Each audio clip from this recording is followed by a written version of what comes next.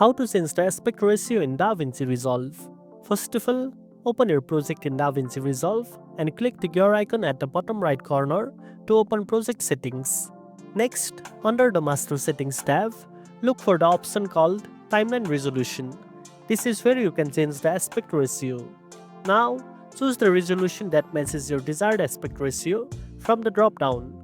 For a cinematic look, use 1920 by 800, which gives you a 2.40:1 ratio. For square videos, you can use 1080 by 1080. You can also type these values manually in the custom resolution box.